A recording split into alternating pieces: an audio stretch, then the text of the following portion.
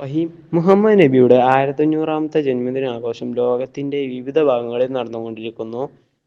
ഞാൻ HIM higher secondary മദ്രസയിൽ നിന്നാണ് റിപ്പോർട്ട് ചെയ്യുന്നത്. രാവിലെ കൃത്യം 7 മണിക്ക് തന്നെ മഹല്ല് പ്രസിഡന്റ് അബ്ദുൽ നാസർ സാഹിബ് പതാക ഉയർത്തി ആരംഭിച്ച പരിപാടി അതിവിപുലമായി നടന്നുകൊണ്ടിരിക്കുന്നു. പ്രൗഢഗംഭീരമായ ഘോഷയാത്രയ്ക്ക് ശേഷം കൃത്യം 4 മണിക്ക് തന്നെ വിദ്യാർത്ഥികളുടെ കലാപരിപാടികൾ ആരംഭിച്ചിട്ടുണ്ട്. 400ഓളം വിദ്യാർത്ഥികൾ 3 ദിവസങ്ങളിലായി 400ഓളം പരിപാടികളിൽ മാറ്റിവെക്കുന്നു. തളി മഹല്ല് സെക്രട്ടറി എന്ന നിലയ്ക്ക് എന്താണ് നിങ്ങൾക്ക് പറയാനുള്ളത്? അസ്സലാമു അലൈക്കും വറഹ്മത്തുള്ളാഹി.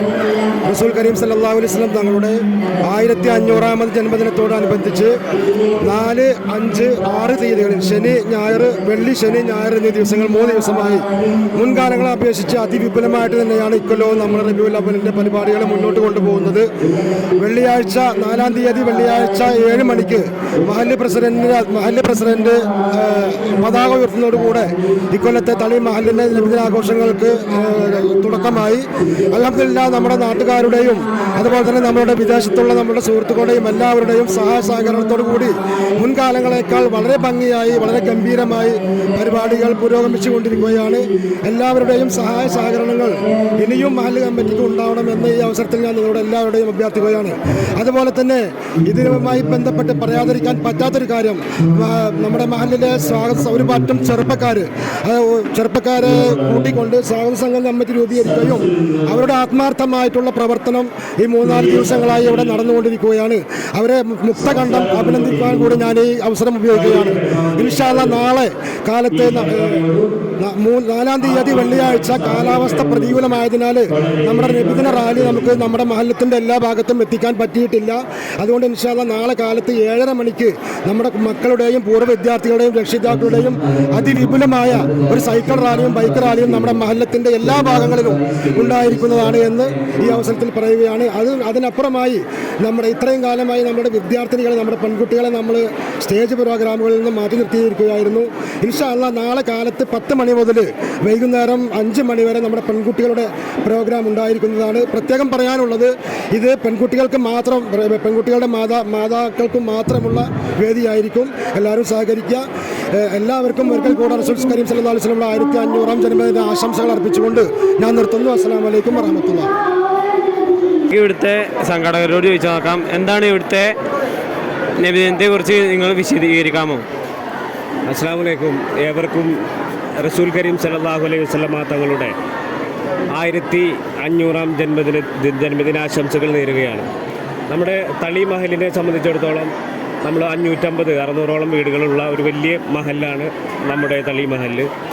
അപ്പോൾ നമ്മുടെ കൊടിയേറ്റവുമായി ബന്ധപ്പെട്ട് ആ സമയത്ത് കാലാവസ്ഥ മോശമായതിൻ്റെ ചെറിയൊരു, നമ്മുടെ എല്ലാ പ്രാവശ്യവും ചെല്ലാറുള്ള ഭാഗങ്ങളിൽ കുറച്ച് ഭാഗങ്ങൾ ഒഴിവായത് ഒഴികെ ബാക്കിയെല്ലാം വളരെ സന്തോഷത്തോടു കൂടിയിട്ടാണ്, ഭയങ്കര ഉഷാറോട് കൂടിയിട്ടാണ് നമ്മുടെ ഇപ്രാവശ്യത്തെ നബിദിനാഘോഷം നടന്നുകൊണ്ടിരിക്കുന്നത്. അതിലുപരി പറയാനുള്ളത്, നമ്മുടെ ചെറിയ അത്രയും കുഞ്ഞു മക്കളായിട്ടുള്ള ആളുകളുടെ ഫ്ലവർ ഷോ മുതൽ അതുപോലെ തന്നെ സ്കൗട്ട്, ദഫ് എല്ലാം വളരെ ഭംഗിയായിട്ടാണ് ഇപ്രാവശ്യം ഒത്തിരി പുതുമകളോട് കൂടിയിട്ടാണ് നമ്മൾ അവതരിപ്പിച്ചിട്ടുള്ളത്. ഇപ്പോഴും പരിപാടികൾ വളരെ ആവശ്യത്തോടു കൂടിയിട്ട് നടന്നുകൊണ്ടിരിക്കുകയാണ്. പിന്നെ പല രീതിയിലുള്ള ഇഞ്ചോടിഞ്ച് മത്സരങ്ങളാണ് നടന്നുകൊണ്ടിരിക്കുന്നത്. അത് ഉച്ചയ്ക്ക് നമ്മുടെ അന്നദാനത്തിൻ്റെ ഭാഗമാണെങ്കിലും എല്ലാം കൊണ്ടും വളരെ മനോഹരമായിട്ടുള്ള ഒരു നബിദിന പ്രോഗ്രാമാണ് ഇപ്രാവശ്യം തളി മഹലിൽ നടന്നിട്ടുള്ളത്. അതുപോലെ തന്നെ നാളെ നടക്കുന്ന നമ്മൾ മദ്രസയിലെ വിദ്യാർത്ഥികളും പൂർവ്വ വിദ്യാർത്ഥികളും എല്ലാവരും കൂടെ ഒരു സൈക്കിൾ റാലിയും വിത്ത് ബൈക്ക് റാലിയും ഒക്കെ ആയിട്ട് നാളെ കൃത്യം 7 മണിക്ക് തന്നെ നമ്മൾ ആരംഭിക്കുന്നുണ്ട്. വളരെ ആവശ്യത്തോടു കൂടിയിട്ടാണ് നമ്മുടെ ഇപ്രാവശ്യത്തെ നബിദിനം നടന്നുകൊണ്ടിരിക്കുന്നത്. ഏവർക്കും റസൂൽ കരീം സല്ലല്ലാഹു അലൈഹി വസല്ലം തങ്ങളുടെ 1500-ാം ജന്മദിനാശംസകൾ നേരുകയാണ്.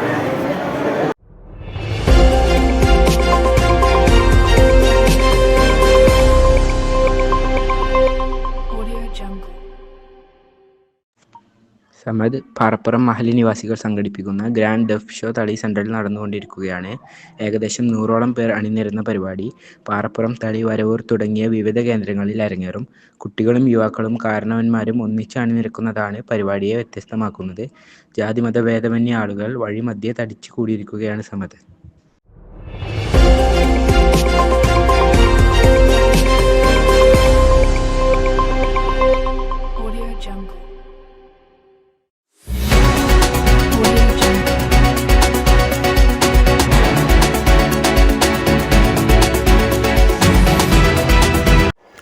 ജില്ലയിൽ ശക്തമായ മഴ തുടർന്നിരിക്കുന്നു. അതിൻ്റെ ഭാഗമായി ജില്ലയിലെ പ്രൊഫഷണൽ കോളേജുകൾ, CBSE, ICSE, കേന്ദ്രീയ വിദ്യാലയങ്ങൾ, അംഗനവാടികൾ, മദ്രസകൾ, ട്യൂഷൻ സെൻ്ററുകൾ ഉൾപ്പെടെയുള്ള എല്ലാ വിദ്യാഭ്യാസ സ്ഥാപനങ്ങളും കളക്ടർ പ്രഖ്യാപിച്ചിരിക്കുന്നു. ഇന്നും ഇന്നലെയുമായി ജില്ലയിൽ ശക്തമായ മഴ തുടർന്നിരിക്കുന്നു. വിവിധ സ്ഥലങ്ങളിൽ വെള്ളക്കെട്ടുകളും ഉരുൾപൊട്ടലും രൂപപ്പെട്ടിട്ടുണ്ട്. ബംഗാൾ രൂപപ്പെട്ട ന്യൂനമർദ്ദമാണ് ശക്തമായ മഴയ്ക്ക് കാരണമെന്ന് കാലാവസ്ഥാ നിരീക്ഷകർ അറിയിച്ചു.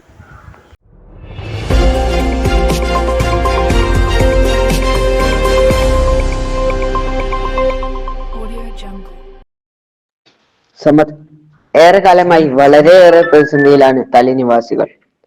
തളി ആറങ്ങോട്ട് റോഡിന്റെ ശോചനീയ അവസ്ഥ തളി നിവാസികളെ വളരെയേറെ ബാധിക്കുന്നുണ്ട്.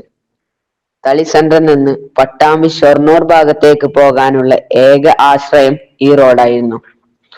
കഴിഞ്ഞ 5 വർഷമായി നില തുടരുകയാണ്. ധാരാളം പേർ അപകടത്തിൽപ്പെടുന്നു. ഈ റോഡിന്റെ ശോചനീയ അവസ്ഥ പെട്ടെന്ന് പരിഹരിക്കണം എന്നാണ് നാട്ടുകാർ അഭിപ്രായപ്പെടുന്നത്. ക്യാമറമാൻ സാലിഹിനൊപ്പം ഇർഷാദ്.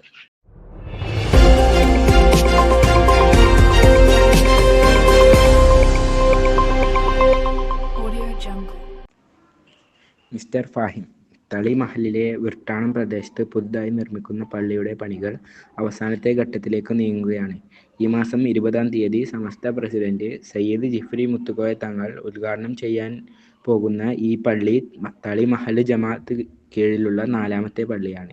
മഹൽ കമ്മിറ്റി മുൻകൈയെടുത്ത് പള്ളിയുടെ സ്ഥിതി വിവരങ്ങൾ വിശദീകരിക്കാൻ മഹൽ കമ്മിറ്റി പ്രസിഡന്റ് നാസർ സാഹിബ് നമ്മോടൊപ്പം ചേരുന്നു. എന്താണ് പള്ളിയുടെ ഇപ്പോഴത്തെ സ്ഥിതിഗതികൾ? കയറുക എന്ന് പറയുന്ന ഒരു ടീമായ പ്രവർത്തനമാണ്, ഒരു വ്യക്തിയല്ല.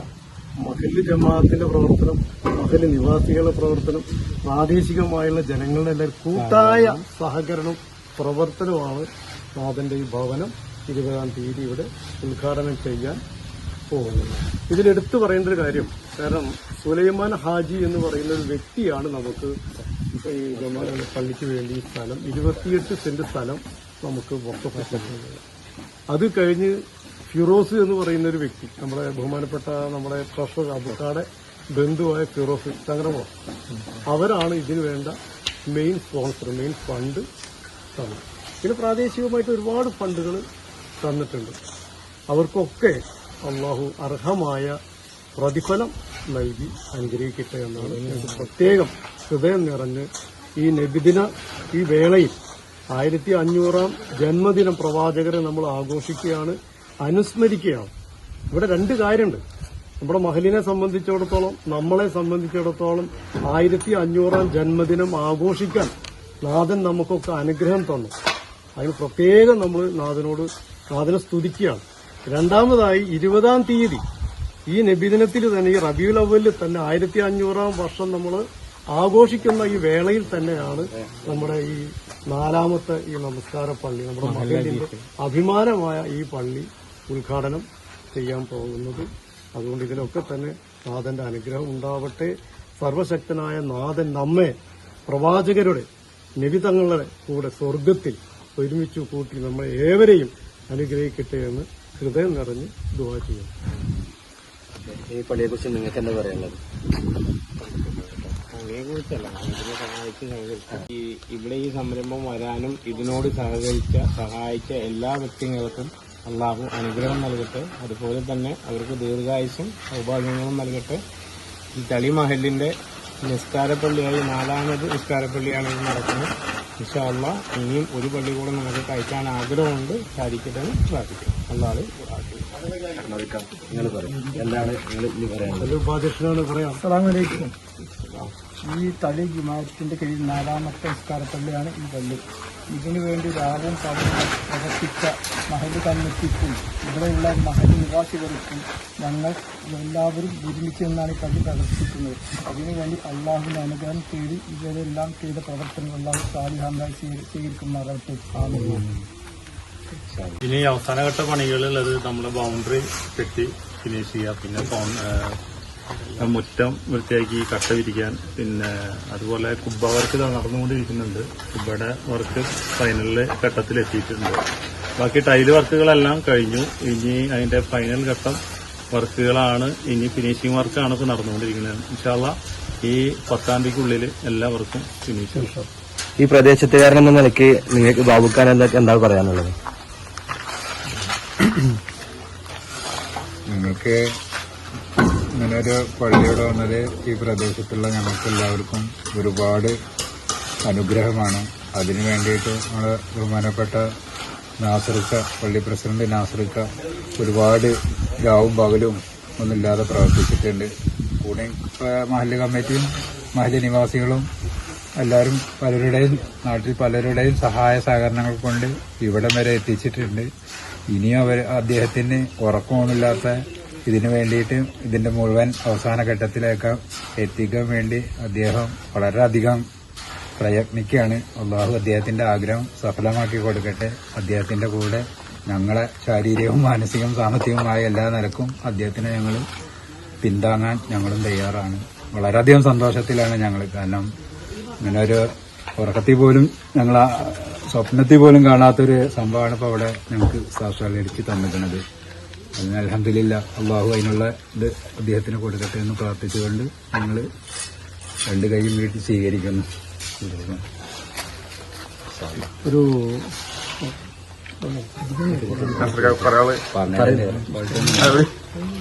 ഇവിടെ ഈ സംരംഭം വരാനും ഇതിനോട് സഹായിച്ച എല്ലാ വ്യക്തികൾക്കും അള്ളാഹു അനുഗ്രഹം നൽകട്ടെ. അതുപോലെ തന്നെ അവർക്ക് ദീർഘായുസ്സും സൗഭാഗ്യങ്ങളും നൽകട്ടെ. ഈ തളി മഹലിന്റെ നിസ്കാരപ്പള്ളിയായി 4ാമത് നിസ്കാരപ്പള്ളിയാണ് ഇത് നടക്കുന്നത്. ഇൻഷാ അല്ലാഹ് ഇനിയും ഒരു പള്ളി കൂടെ നമുക്ക് കഴിക്കാൻ ആഗ്രഹമുണ്ട്. സാധിക്കട്ടെ എന്ന് പ്രാർത്ഥിക്കും. അള്ളാഹു അസ്സലാമു ഈ തളി ജമാഅത്തിന്റെ കീഴിൽ 4ാമത്തെ നിസ്കാരപ്പള്ളിയാണ് ഈ പള്ളി. ഇതിനു വേണ്ടി രാവും പകലും പ്രവർത്തിച്ച മഹല്ല് കമ്മിറ്റിക്കും ഇവിടെയുള്ള മഹല്ല് നിവാസികൾക്കും ഞങ്ങൾ എല്ലാവരും ഒരുമിച്ച് നിന്നാണ് ഈ പള്ളി പ്രവർത്തിക്കുന്നത്.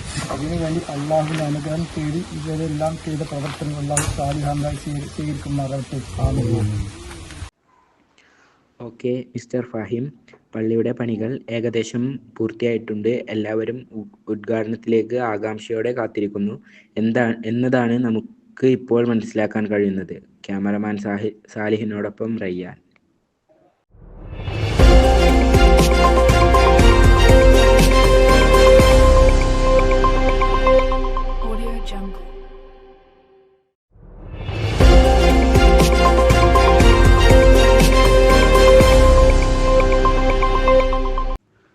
റബീഉൽ അവൽ 12 നബിദിനത്തോടനുബന്ധിച്ച് വിവിധ അറബ് രാജ്യങ്ങളിലെ നേതാക്കൾ മദീന സന്ദർശിച്ചു. സൗദി കിരീടം അവകാശി മുഹമ്മദ് ബിൻ സൽമാനും നേതാക്കളും അറബ് നേതാക്കളെ വരവേറ്റു. ഖത്തർ, ഒമാൻ, UAE, കുവൈറ്റ് തുടങ്ങിയ രാജ്യങ്ങളിലെ രാജാക്കന്മാരും പ്രതിനിധികളുമാണ് മദീന സന്ദർശിച്ചത്. വിവിധ ദിക്കുകളിൽ നിന്ന് ലക്ഷക്കണക്കിന് ആളുകളാണ് മുഹമ്മദ് നബിയുടെ റൗള കാണാൻ മദീനയിലെത്തിയത്. കഴിഞ്ഞ വർഷത്തേക്കാൾ തിരക്ക് അനുഭവപ്പെട്ടിരുന്നു എന്ന് സൗദി ടൂറിസം വകുപ്പ് അറിയിച്ചു. അമേരിക്കയിലെ അലാസ്കയിൽ വെച്ചാണ് ട്രംപ് പുടിൻ കൂടിക്കാഴ്ച നടന്നത്. ട്രാൻസ്ലേറ്റർമാരുടെ പേഴ്സണൽ സെക്രട്ടറിമാരായി നടത്തിയായിരുന്നു ആദ്യ കൂടിക്കാഴ്ച. ഇന്ത്യൻ സമയം അനുസരിച്ച് കൃത്യം 1 മണിക്കായിരുന്നു ഇത്. താൻ പ്രസിഡന്റായിരുന്നെങ്കിൽ യുക്രൈൻ യുദ്ധം നടക്കില്ല എന്നായിരുന്നു ട്രംപിന്റെ സംസാരം. അത് ശരിവെക്കലായിരുന്നു പുടിൻ.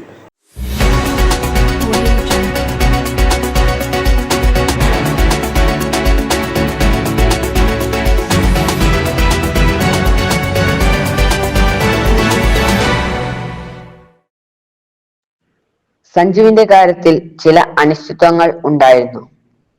ശുഭമാൻ ഗില്ലിന്റെ വരവോടുകൂടി സഞ്ജുവിനെ ടീമിൽ നിന്ന് താഴ്ന്നേക്കുമോ എന്ന ആശങ്കയുണ്ടായിരുന്നു. പക്ഷേ സെലക്ഷൻ കമ്മിറ്റി തീരുമാനിച്ചിരിക്കുന്നത് 2 പേരെയും ഉൾപ്പെടുത്തിക്കൊണ്ടുള്ള ഒരു ടീമിനെയാണ് പ്രഖ്യാപിക്കുകയും ചെയ്തിട്ടുള്ളത്. തീർച്ചയായും സമത്, അത് സ്ഥിരീകരിക്കാവുന്ന വാർത്തയാണ്. അർജന്റീന ഫുട്ബോൾ അസോസിയേഷൻ ഔദ്യോഗിക വാർത്തയാണ് ഇപ്പോൾ വന്നുകൊണ്ടിരിക്കുന്നത്. ലയണൽ മെസ്സി ഉൾപ്പെടെയുള്ള അർജന്റീന ടീം മുഴുവൻ നവംബർ 10 മുതൽ 18 വരെ കേരളത്തിൽ ഉണ്ടാകും എന്നതാണ് അറിയാൻ കഴിഞ്ഞത്. 2 മത്സരങ്ങളാണ് അർജന്റീന ടീം കളിക്കുക. അതിൽ 2ാമത്തെ മത്സരമാണ് കേരളത്തിൽ വെച്ച് നടക്കുക. എവിടെയാണ് മത്സരം എന്നതിൽ ആശങ്കയിലും. തിരുവനന്തപുരം ഗ്രിഡ് ഫുട്ബോൾ സ്റ്റേഡിയത്തിൽ വെച്ചായിരിക്കും നടക്കുക എന്നതാണ് വ്യക്തമാകുന്നത്. മെസ്സി ആരാധകർ ഏറെ സന്തോഷത്തിലാണ് ഈ വാർത്ത സ്വീകരിക്കുന്നത്. നമുക്ക് ചില ആരാധകരോട് തന്നെ ചോദിക്കാം. നിങ്ങൾ ഒരു ഫുട്ബോൾ പ്രേമിയാണോ? പിന്നെ ഞാൻ ഫുട്ബോൾ പ്ലെയറാണ്. ഇവിടെ കളിച്ചുകൊണ്ടിരുന്ന ഒരു പ്ലെയറായിരുന്നു ഞാൻ. ഗ്രൗണ്ട് കണ്ടോ നിങ്ങൾ? ഞാൻ കളിക്കുന്ന സമയത്തൊന്നും നിങ്ങൾ ഇത്ര പുല്ല് പിടിച്ചിരുന്നില്ല. ഇത്രയും നല്ലൊരു പ്ലെയേഴ്സായിട്ട് അത്രയും ഒരുപാട് പ്ലെയേഴ്സ് ഉണ്ടാകുന്ന സ്ഥലമാണ്. ഒരു ചുരുങ്ങിയതൊരു ഞങ്ങൾ ഇവിടെ കളിക്കുകയാണെങ്കിൽ ഒരു 32 ആളൊക്കെ ഉണ്ടാവും ഒരു ടീമിൽ കളിക്കാൻ. അത്രയും കളിക്കുന്ന ടൈമായിരുന്നു. പക്ഷേ ഇപ്പോൾ ആൾക്കാരില്ല. പക്ഷെ നമ്മളൊരു മെസ്സി ആരാധകരാണ്. ഇവരെന്താ ചെയ്യുക, ഇപ്പോൾ ആരും കളിക്കാനില്ല. മെസ്സി കേരളത്തിൽ എന്ന വാർത്ത എങ്ങനെയാണ് നിങ്ങൾ സ്വീകരിക്കുന്നത്? മെസ്സി വരട്ടെ എന്നൊക്കെ നമുക്ക് പറയാനുള്ളൂ അല്ലേ. നമ്മൾ എന്ത് പറയുന്നു, മെസ്സി വരും അല്ലേ, വരും നമ്മൾ പ്രതീക്ഷിച്ചിരിക്കുന്നു. മെസ്സി വരണം. അങ്ങനത്തെ ഇപ്പോൾ ഒരുപാട് ആൾക്കാർ നല്ല പ്ലേയേഴ്സുകൾ പുറം നാട്ടിൽ നിന്ന് ഇവിടെ വന്നു കഴിഞ്ഞാൽ ഒരുപാട് ഇതേപോലെ പുല്ല് പിടിക്കാത്ത ഗ്രൗണ്ടുകൾ ഉണ്ടാവും. ഇപ്പം വേൾഡ് കപ്പ് നടക്കുകയെന്ന് വെച്ച് കഴിഞ്ഞാൽ ഇപ്പോൾ വേൾഡ് കപ്പ് TV കളിക്കുകയെന്ന് വെച്ച് കഴിഞ്ഞാൽ എല്ലാ ഗ്രൗണ്ടിലും പ്ലേയേഴ്സ് ഉണ്ടാവും ഇല്ലേ. എല്ലാ ഗ്രൗണ്ടിലും പ്ലേയേഴ്സ് നിറഞ്ഞു നിൽക്കുന്ന ടൈമാണ്. പക്ഷേ വേൾഡ് കപ്പ് നിർത്തി കഴിഞ്ഞാൽ പിന്നെ ആരും കളിക്കാനായിട്ടില്ല. അതുപോലെ ഇപ്പം മെസ്സിയൊക്കെ വന്നു കഴിഞ്ഞാൽ ഒരുപാട് ആളുകൾ കളിക്കാൻ ഗ്രൗണ്ടിലുണ്ടാവും. അത്രയ്ക്ക് പറയാം നമുക്ക്. ഓക്കെ പറയണം ഇതിൽ നോക്കിയിട്ടില്ലേ. ഓക്കെ മിസ്റ്റർ സമദ്, ഏറെ പ്രതീക്ഷയോടെ കൂടിയാണ് ഫുട്ബോൾ പ്രേമികൾ